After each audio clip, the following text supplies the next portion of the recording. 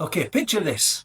You're playing Red Dead Redemption 2, and before you even think about galloping across the frontier, what's the first thing that you do? You open the map. Because without the map, you don't know where the towns are. You don't know where the rivers cut across the land. And you don't know where the gang hideouts are.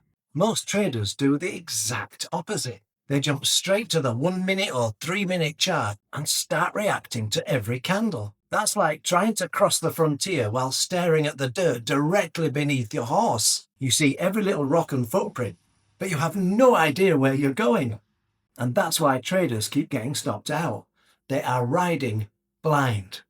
In trading, the higher time frame is your map. Daily charts, 4-hour charts. This is where you see the terrain of a coin's market. Your job here is simple. Determine direction. If price is making higher highs and higher lows, you're in an uptrend. If price is making lower highs and lower lows, you're in a downtrend. That's it. You're not looking for entries here. You're simply deciding whether you should ride north or south. And once your route is set, you don't suddenly decide halfway through the ride to change direction. But there's one more thing. Once we've checked the coin's higher time frame direction, we've got to check the weather. Because if Bitcoin storms, the whole frontier feels it. So keep your eye on the weather. When you open the map in RDR2, you don't need a ton of markers. You just need to understand the terrain and what to look for on your journey. Trading works the same way. Look at structure. Higher highs, higher lows, buyers in control. Lower highs, lower lows, sellers in control. You're not predicting the future here. You're simply reading the path the market is already taking. So you follow the trail that already exists. Or as we say in trading, you trade with the higher time frame trend. The lower time frame is your minimap. So once the route is clear, we can zoom in. We can go down to the 1 hour or maybe even the 15 minute. In the game, you still have the big map, just like we can swap back to a higher time frame. But while you're riding, you're mostly using the minimap. And that's what we use for trade setups.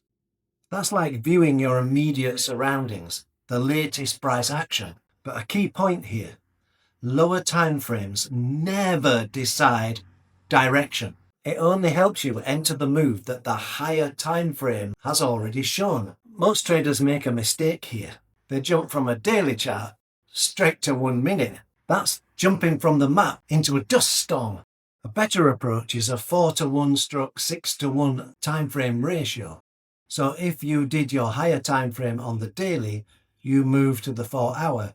If you did it on the 4-hour, you can move to the 15-minute. So let's put this together. Maybe price is making clear lower highs and lower lows. That tells us that the market is bearish. So we already know our job. We're only looking for shorts. A trick I use in pulse flow is to use the EMA50 and the EMA200 locked to the 4-hour. So regardless of what time frame I'm on, I can see the 4-hour view. EMA50 blue, EMA200 yellow, locked to the 4-hour chart. So now when I move to the 15-minute, it's still showing the same positions of those EMAs. And when we move to our lower time frame, that's when we start looking for markers on the map, but that's for the next video. To conclude, everything comes back to one rule. Direction comes from higher time frame, precision comes from lower time frame. Map first, trigger second. Because just like in Red Dead Redemption 2, if you ride across the frontier without opening the map first, that's not exploring, that's getting ambushed. I will see you in the next video where we continue this journey. You can check out one of my other videos down here and please subscribe, like and share. Thanks very much. See you in the next one.